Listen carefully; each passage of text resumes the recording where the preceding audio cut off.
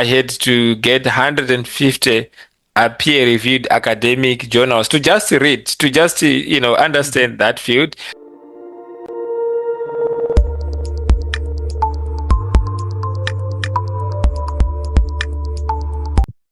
Hello, Dr. Musarurwa. Thank you so much for taking time to tune in and to be part of this podcast today. Dr. Musarurwa, I know he likes to be called Hillary, which is kind of you, but I mean, you have earned these two PhDs, so I think during the conversation, I'm going to call you, either Hillary or Dr. Musarurwa. I hope that's okay with you. And Dr. Mzarurwa is a very interesting person in the sense that he would tell you more about that. He has two PhD degrees and also he has an MBA and is doing another master's degree. But he has a very interesting story that he started, these degrees, I think, at a later stage. So I hope you get inspired about this.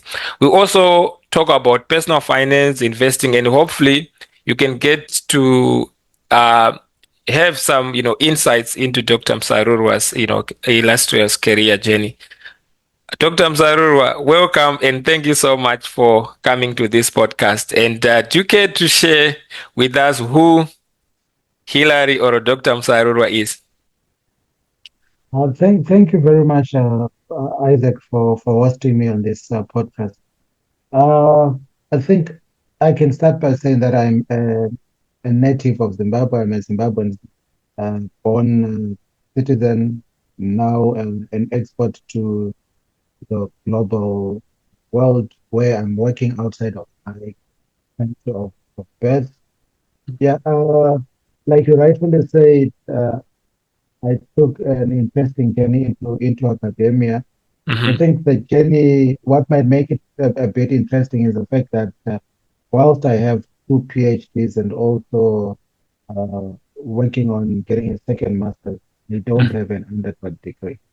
So if you Mm-hmm. if you look at any university record, there is no university that has got a record of my undergrad.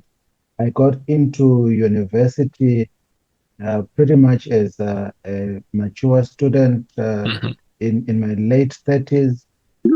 The only qualification I had then was a diploma in banking, Mm-hmm. as well as lots of experience from the University of Life.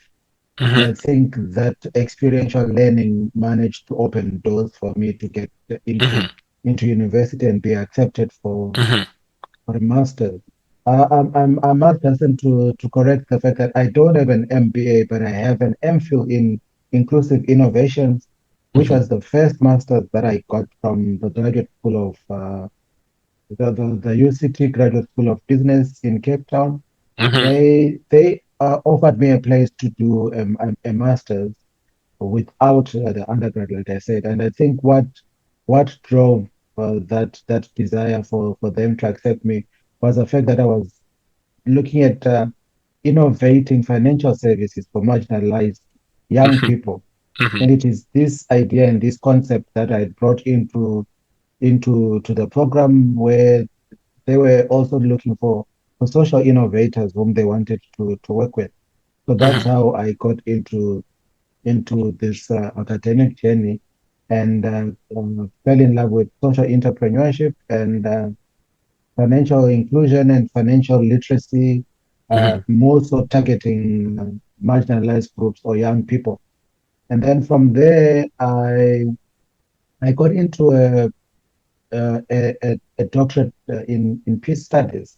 Mm-hmm. And the interesting part is Which university did you work with, Dr. Msarwa, if you don't mind? Sorry to interject. all right, yeah, that's okay. For this one, for the first PhD, it was at the Durban University of Technology in South Durban, Africa. South Africa. Mm-hmm. Yes, they have an interesting program on peace studies, and I came in bringing in social entrepreneurship Mm-hmm. as a possible peace building tool that we could use to galvanize young people to participate in local governance, Mm-hmm.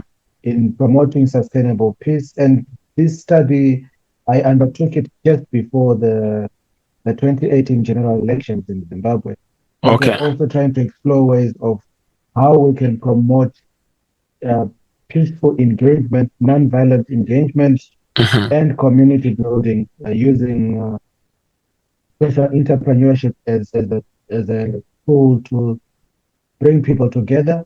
Mhm. So I work with the young people who were looking at, because one of the major uh, challenges or reasons that young people give or gave for not participating in democratic processes or in any local government process is the fact that they're chasing after money, Mhm. especially those that are marginalized.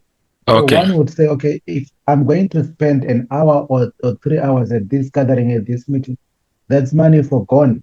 Yes. So I work with a group of uh, action researchers. They also became part of the action research team.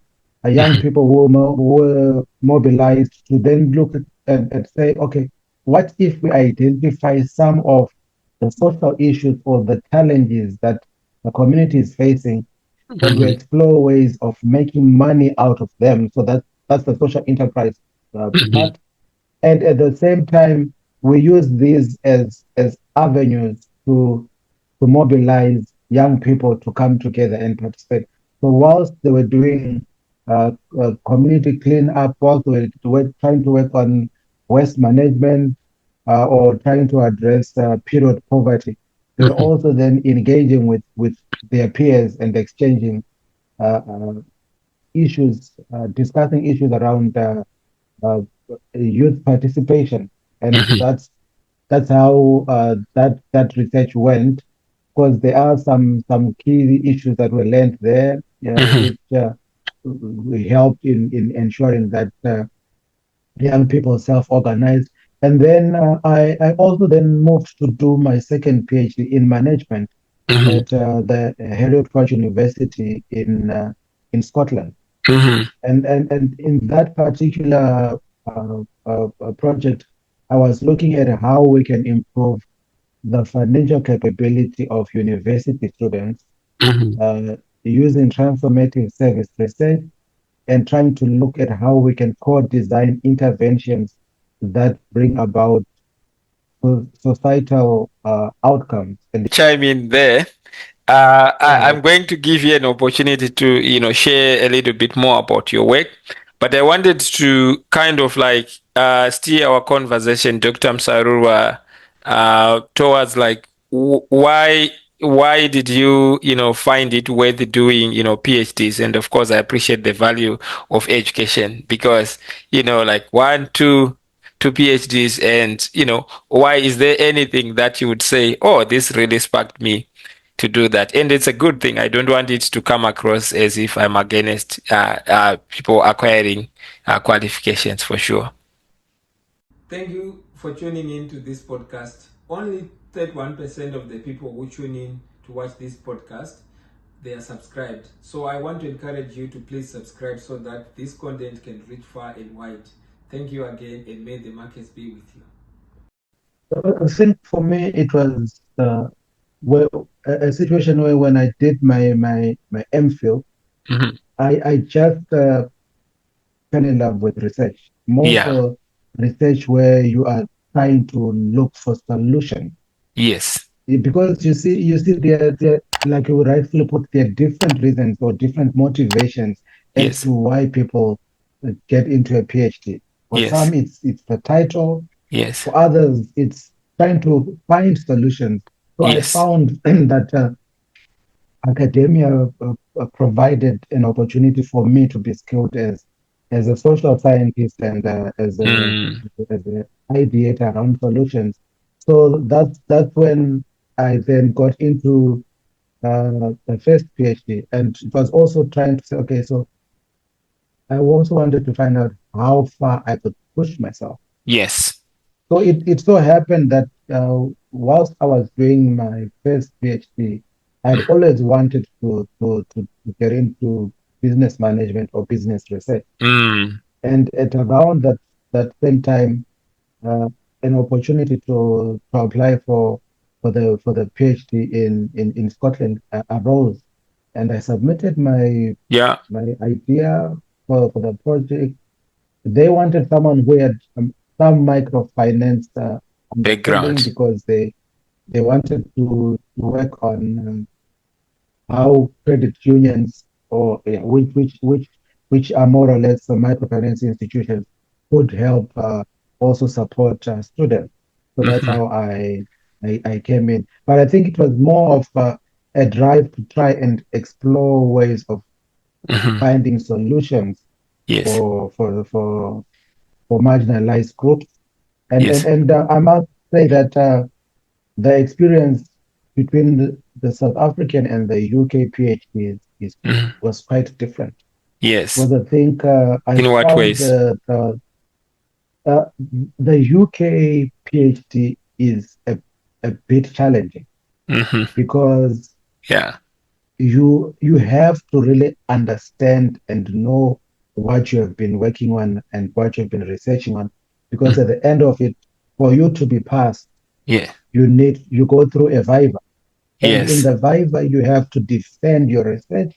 You And the have to, Viva, Dr. Msalwa, sorry to interject, is more like you have a panel of experts from different, maybe even different universities, and, for maybe 2 hours or so, you present and then they ask you questions until they are satisfied that, well, you are now a subject matter expert. So it's either a pass or a fail. I remember when I was at UBC, yes. I, Hmm. when I was, preparing for my PhD research, I had to get 150 peer-reviewed academic journals to just read, to just Hmm. understand that field.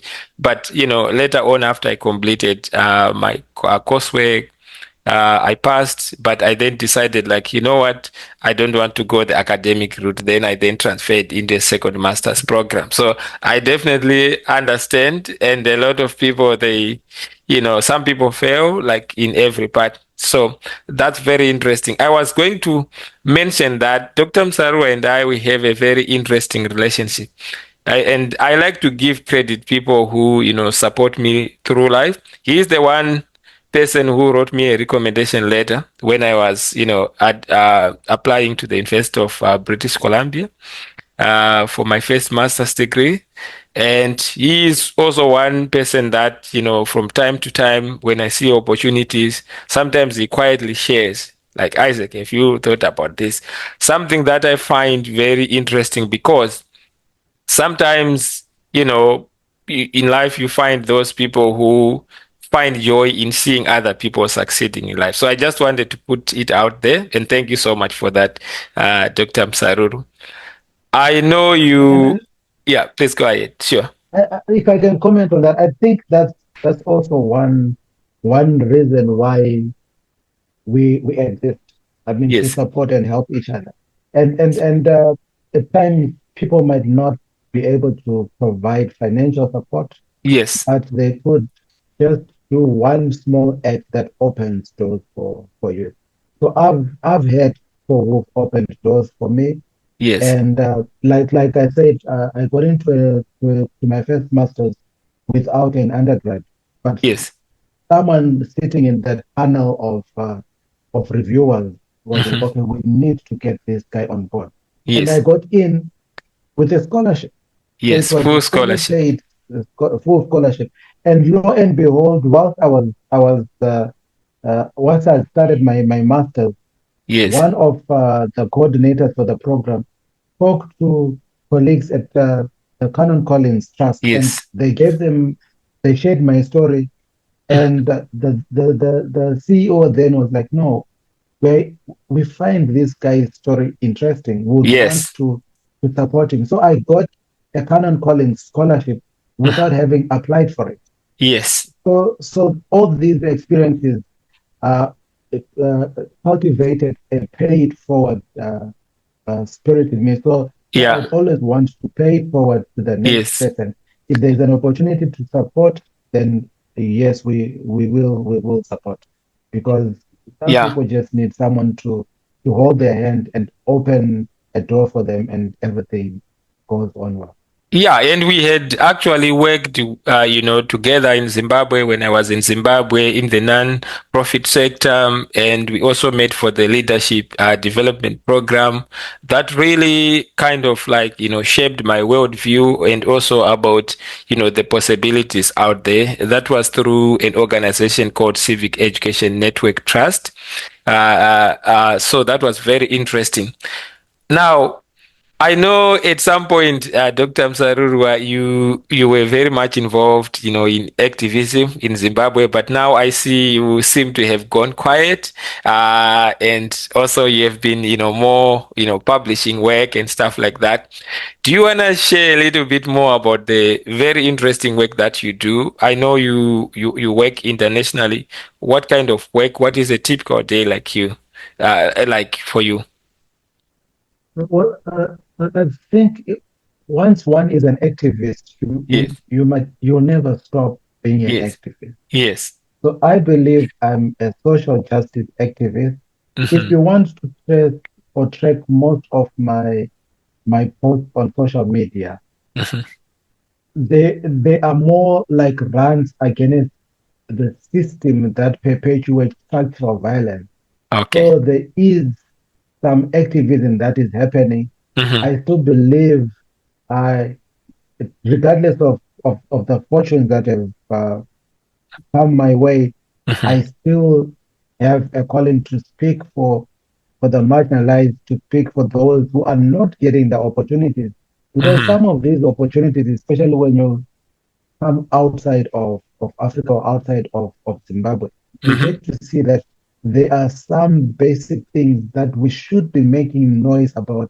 Yes. Because why is it difficult to have a public transport system that is Yeah. reliable and road networks that work and water that runs in your tap 24 hours a day? So the Yeah. activism continues. It might not be as direct as during the days when we were running youth programs, but Mhm, I believe my activism or my work is also been around creating opportunities and exploring ways to address poverty. Because I mhm. think one of my mottos is if I am not fighting poverty, then my story is not worth talking about. Okay. That's how I- we can put it. So I'm to going. go back to your question Yes. on my day-to-day work, Yes. I am a researcher. My Mhm, work involves doing evaluations and research, mhm, mainly on issues to do with societal or community development.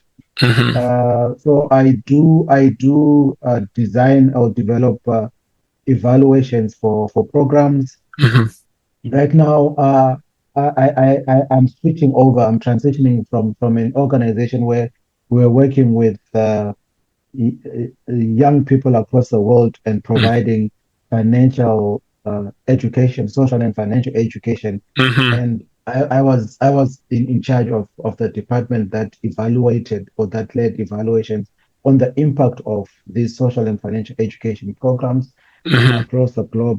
I'm now moving into a role where I'll be looking at evaluations at council level, at local government level, to see how In the which part of the policies or world, the Dr. Msarwa, sorry to interject, you were based in Europe, right? And yes, then yes. now, even though you work globally, now you will be working, is it in Africa or in other developed, economies?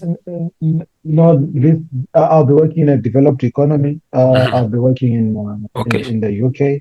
Mhm, I was in the Netherlands over the past year. Although mhm. whilst my base was in the Netherlands, the programs that Yes. we were doing were across the world, working in 300 countries, Mhm, mainly in the global south.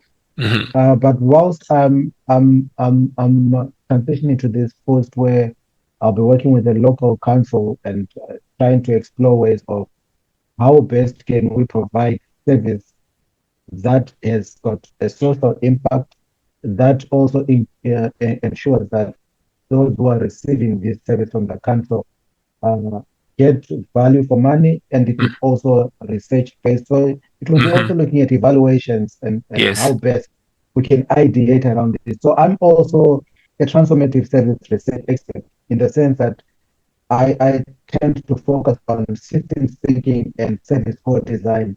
So we bring in the end users into the fray of the services that we're designing so that they are more relevant, more appropriate, and they are very inclusive. But Mm. also at the same time, I have been working on a project that is looking at innovative finance mechanisms for improving higher or tertiary education in Southern Africa or in Sub-Saharan Africa.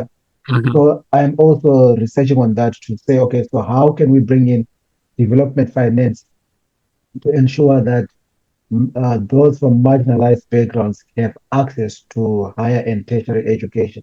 So whilst Yes. I might be based in a developed country, there Mhm. is still some work that's happening in the background in exploring ways and ideas of ensuring that those back home, those in marginalized communities, also get an opportunity to progress with their tertiary education. Realize that there's a behavioral aspect of it. Like I see a nice car, I see a very nice house. The other part of me would be like, oh, that house is nice for sure. Okay, that's very interesting. So, as brief as you can share, Dr. Msarurwa, I know you have traveled the world and you've lived in many parts of the world. Are there any other personal finance and investing experiences that you would like to share? I know for my case, credit card was something that I didn't have access to when I was in Zimbabwe. So do you Mhm. have those kind of experiences, and how did you navigate through that? Yeah, I think this comes out more of culture shock. Yes. You come from an economy or a community where access to credit is limited, Yes. and then you get into an economy, South Africa, uh, the Netherlands, the UK, where they give out credit. Yes. You can easily get a credit card. You can easily get an A bank overdraft loan. as long as you have a pay slip. You can get Yes. a bank loan. You can get a car loan. You can Yes. get a housing loan.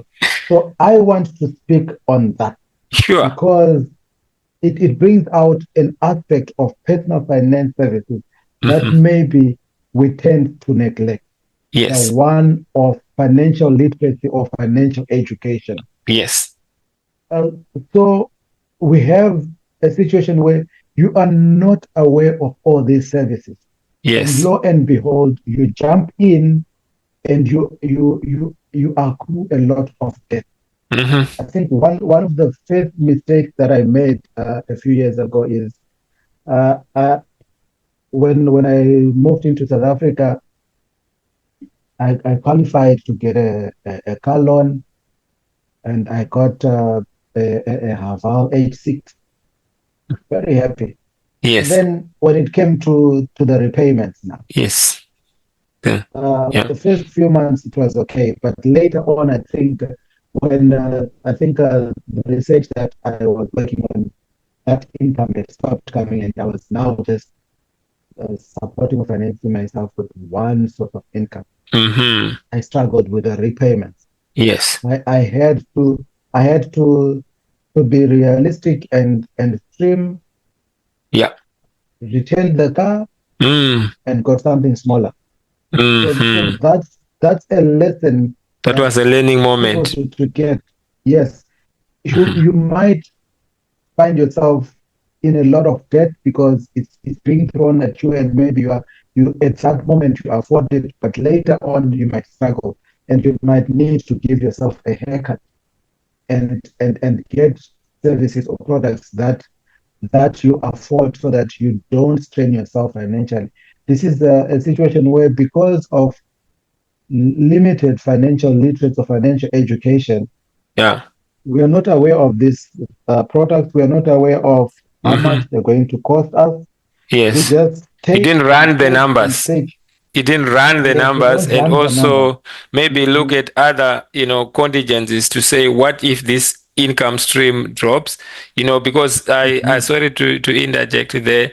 I find it interesting because I coach people personal finance and investing. And, as an economist, some of the things you would be thinking like, oh, this should be simple. But I realize that there's a behavioral aspect of it. Like I see a nice car, I see a very nice house. The other part of me would be like, oh, that house is nice for sure. Maybe I want something like that. So being able to control that to say, okay, do I really afford this? I remember I did a webinar a few days ago.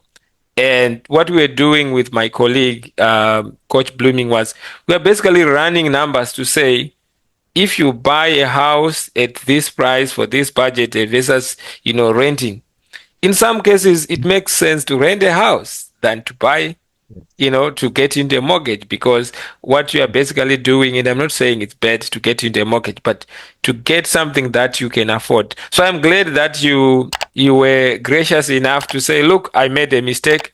Let me go back. Let me, have a reevaluation. And after that, you downgraded and and then got something that you could afford. That was very educative, Dr. Musarurwa. Thanks for sharing that. Please go ahead with your story. Yeah. So I think we also need to be able to promote basic financial education, budgeting, Yes. understanding financial products, the different Yes. financial products. I think one of the investments that people are not uh, in is insurance. Yes. More so when we come from our economy like Zimbabwe, where putting money into insurance is like it's a waste because a number Yes. of times when you go to claim, you are given excuses Yes. for by insurance for them to honor that claim. So Yes. people then find insurances unattractive, In whether Zimbabwe. it's life insurance, Yes. yes, or it's insurance to just cover your property, to cover your assets. A lot of people coming from an economy like Zimbabwe find it unattractive. Yet Yeah. it also is very useful. Another issue is maybe financial education around pension Yes. and the value of pension, Yes. because we come from an economy where people work Yeah. and lost their pensions Yeah. due to the economic challenges back in Zimbabwe. Hmm. So when you export your services outside and you find yourself in Europe, Yes. where there might be compulsory or optional pensions, Yes. you easily take the option to withdraw from contributing to the pension, but you don't know or you don't understand the value of that pension because you are creating a source of income for yourself in future when you retire. So Yes. I think if you're looking at financial education or financial literacy for people coming from Zimbabwe like myself and having And migrated, I think these are Dr. some Msarurwa of the is key also issues. common to Mhm. about other people from other, developing countries, even, African countries, because I have friends from, other parts of the African continent, East and West Africa. In Canada here we have the Canada Pension Plan, and there's the government funded where the individuals contribute and also their employers, whether you're also working as a solopreneur. And then Mhm. there are other, like you can create your own pension plan through investing in the stock market through registered accounts. So there's a number of them. I'm sure in the UK there are different accounts. In Canada we Yeah. have tax-free savings account, registered Mhm. retirement account, even for education for children, like for our son.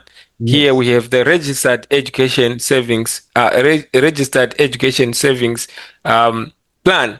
So you see that by the time he gets 18 years, if you are saying putting aside maybe 200 or 300, which is quite aggressive, just maybe in an index Mhm. fund that gives me 10% a year.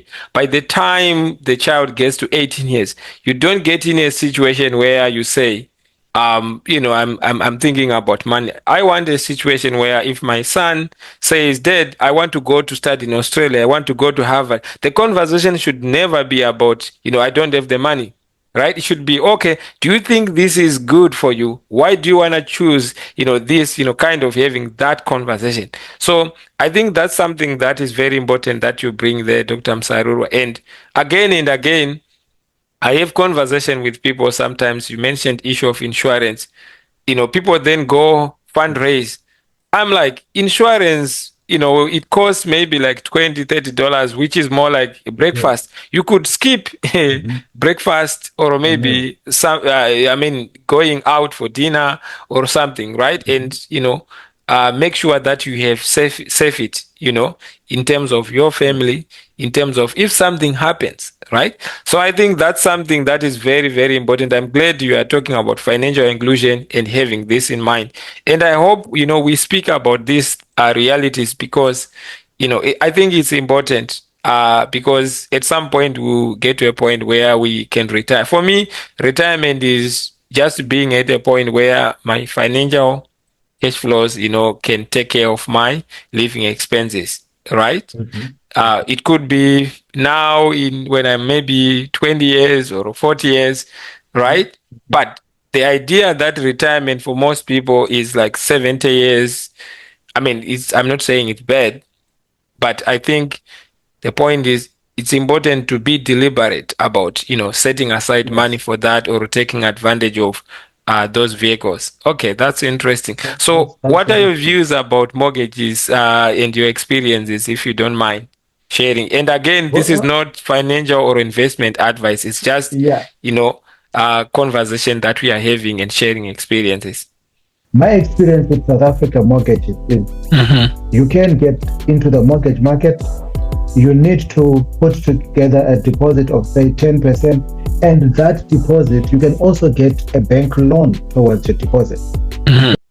Yeah, I'll still uh, share my experience basing on where I came from and the countries that I've been Yes. through. Yes. Like in Zimbabwe, mortgages are difficult to come by. Yes. And you know that most people in Zimbabwe, if you're building or is owning a house, it's mainly on cash. Yes. Unless if you're working for a big corporate that gives you access to some kind of housing loan. Yes. And I think maybe the time I left Zimbabwe, it was not easy to get a mortgage If you loan. did, I think it was Right? 20% interest per year or so. Yes. Hmm. 20% interest per year, or you're asked to pay a deposit of maybe 20 to 30% Yes. of the value of the property. Interestingly, over the weekend, I attended an expo on properties that was Hmm. happening here, and I just looked through what was being offered, and I Yes. found that a bit ridiculous. And I'll also share Yes. this in relation to the mortgage market in South Africa, where Yes. these companies were selling properties, and they'll say, okay, we'll give you a stand. This is just a stand. Hmm. And you pay 30% for a stand that's going, let's say, for 30,000 US dollars. I Hmm. pay 30% and I'm expected to clear the balance over 24 months. So that is exclusionary from my point of view. That was in Because South honestly, Africa. if I no, these are Zimbabwean service providers Oh, okay. who were trying to also tap into the diaspora market. And I Oh, remember yes. talking to a colleague, they're Yes. saying to him, no, you know what? Your products are, if you're targeting the diaspora, you need to understand the diaspora that you're targeting. It's not everyone who can afford to be paying 700 to 800 US dollars per month, because already these are low income earners whilst they're in the diaspora. My experience with South Africa mortgages is Hmm. you can get into the mortgage market. You need to put together a deposit of, say, 10%. And that deposit, you can also get a bank loan towards your deposit, Hmm. depending on your relationship Yes. with the bank and where you are working or how much you're earning. So it's easier to get into the mortgage market. I am an advocate for mortgages because they Hmm. help people get property, Hmm. right? South Africa has got good terms. I mean, you get a mortgage, you pay it over 15, 20 years, Zimbabwe is still a problem. You might get a property, you might get a stand, but the Mhm. mortgage is short term, 3, maximum 5 years. In the UK, the mortgage system is also that you also need to put in a huge amount in terms of deposit. I think it's also because the property is quite high. But then, in terms of investing in properties, depending on which market you're in, I think some people could invest in properties just to get returns from the rental, whereas others get into the property market to patiently hold on to the property until it accrues some equity and then they offload it. Mhm. Yeah, so there were interesting conversations happening over the weekend, but I felt that uh, They with were for properties in Zimbabwe or in the UK. no, for properties in Zimbabwe. So these Okay. are property property in property developers in Zimbabwe Who are coming who in are the trying to diaspora. tap in, yes, Yes. into the diaspora in the Market. UK. Yes. Yeah. So yeah, I found that a bit awkward in that you are coming in with a 30,000, 50,000 uh, Loan, and mortgage. and then you want me, example, as a carer who has a disposable income of less than $600 a month to Mhm. then be paying 600 towards a stand. Mhm. I think we do, as financial services providers, we need also to understand the target, the people that we might be trying to tap into. Yeah, it might work for those who are Yes. high income earners, Yeah. but like I said, I also think or speak for those who are also at the lower side of the economic ladder. I was going How to can push we bring back. them in? I was going to push back You're Dr. going to push Msaru back. to say, it's like in a capitalist society, it's like, Mhm. those who can afford, they can go for that. But to be Yeah. honest, Dr. Msaru, I have looked at some real estate in Zimbabwe, for example. Most banks, top banks, I'm not going to name names.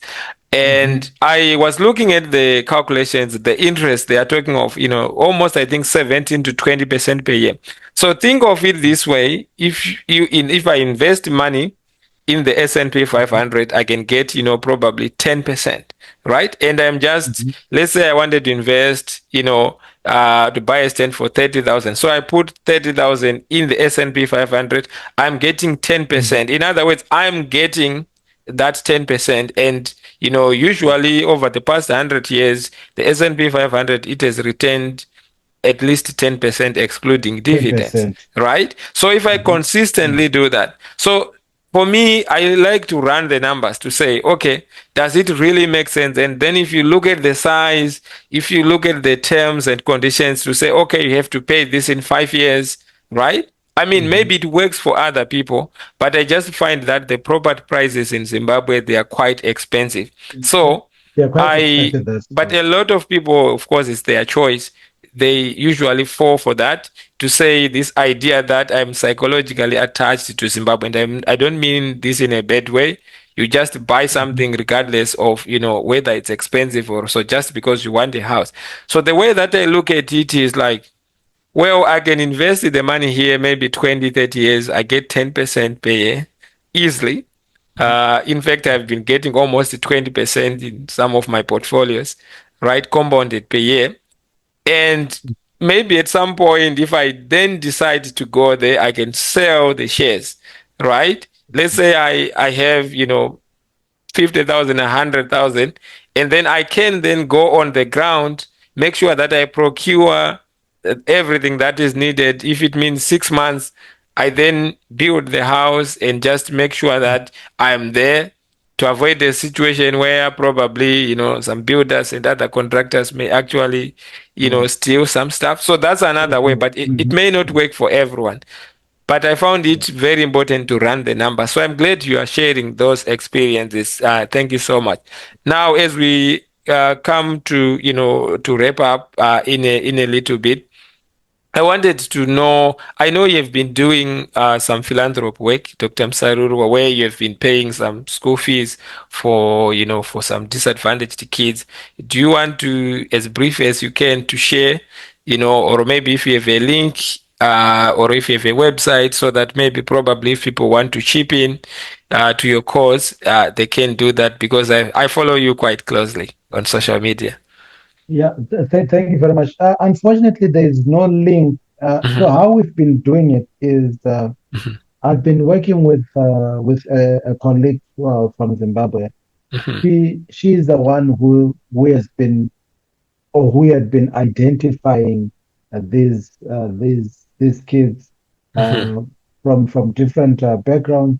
So basically, what we when we started, we just thought, no, why not ask people to help us get some of these kids into schools? I remember we managed to get some girls and paid their fees from Form 1 until they wrote their O levels. I think mhm. we've paid fees for quite a number of students, and some of In it was boarding schools, money or coming maybe in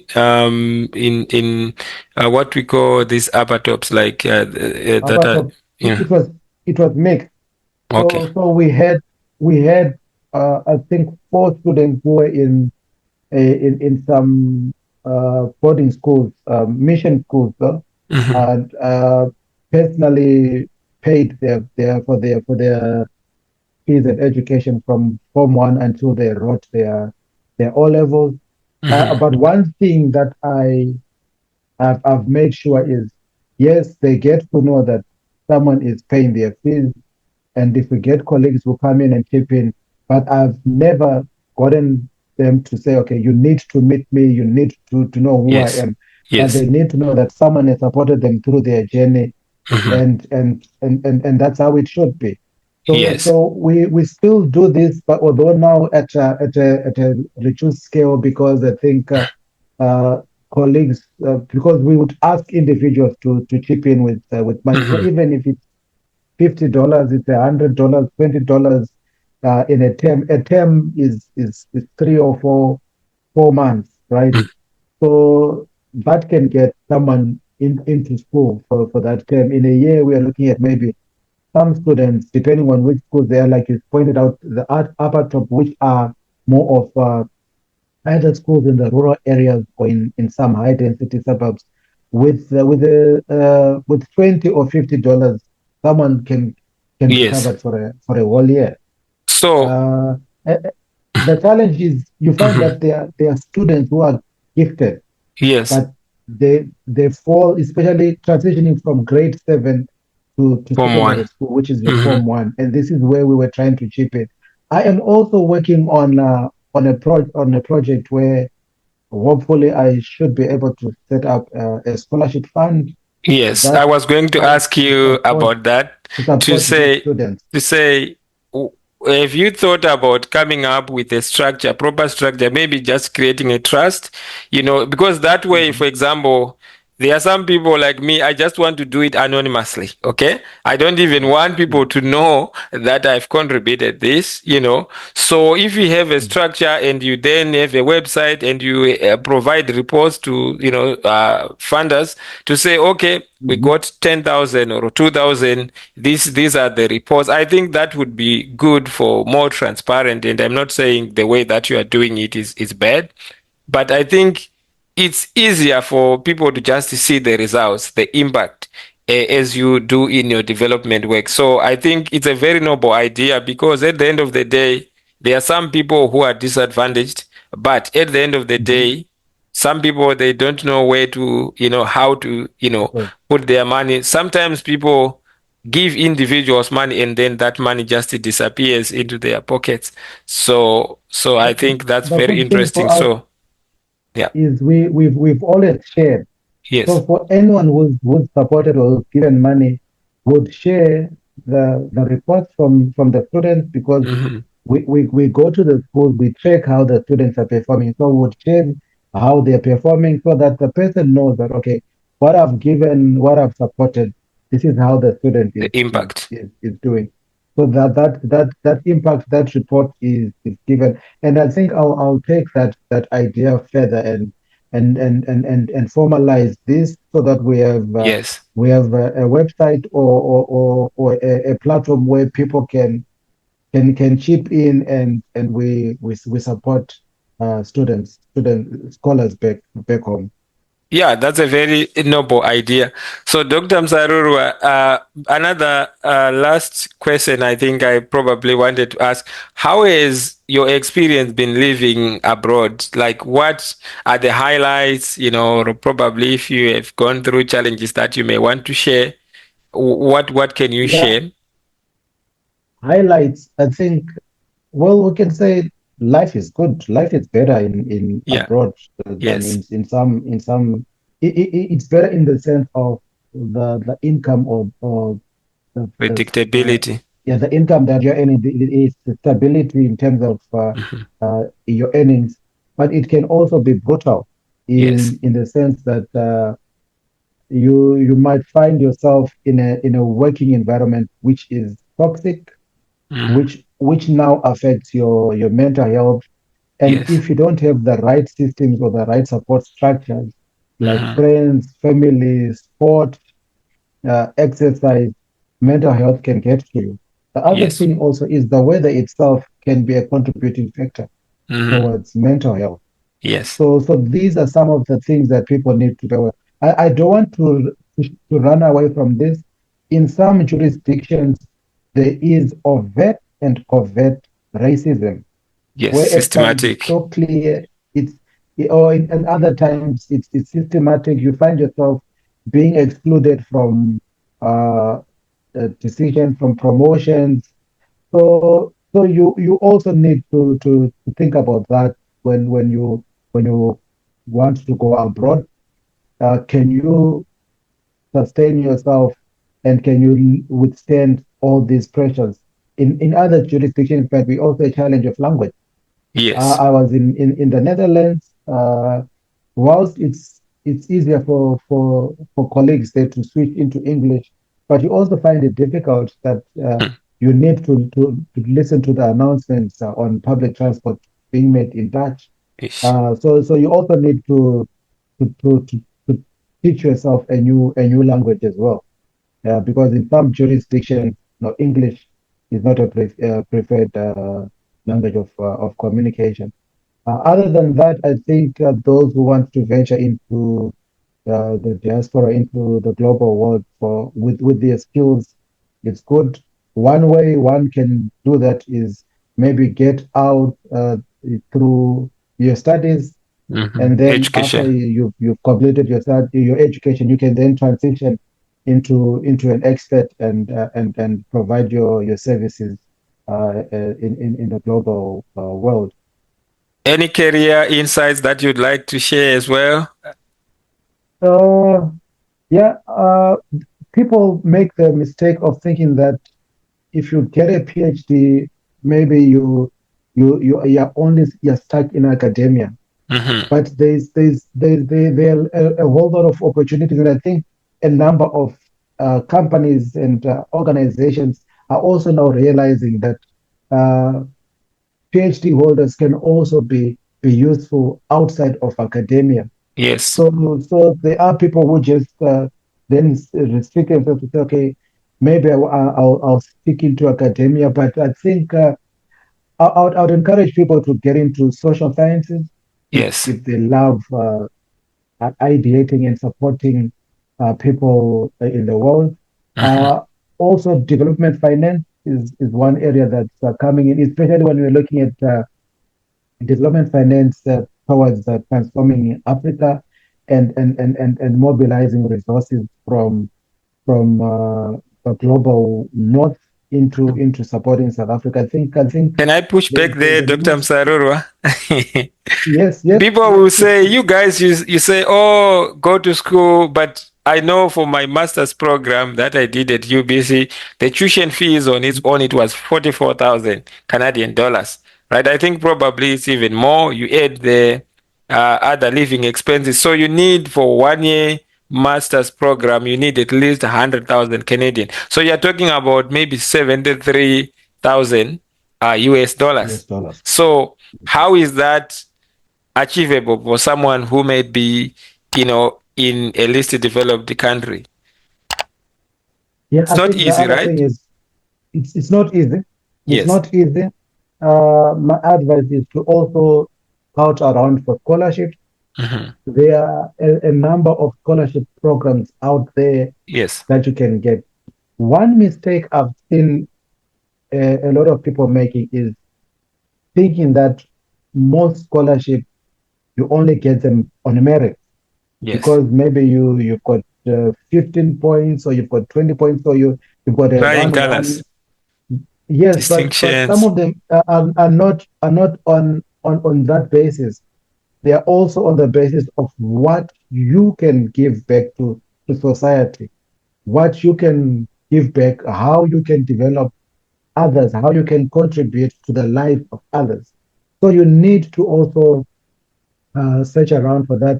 Yes, you might come in with your academic accolades, but Yes. also They help. approach some of these scholarships with some philanthropic work that you're already doing, with some Yes. volunteering work that Yes, you're already doing, exactly. you're already making the change in the community. I think this is where a number of philanthropists and funders want to see their money going to people who are going to multiply, and someone who can say, okay, if I get this skill through this degree, Yes. I will be able to pay back to my community and also multiply the impact.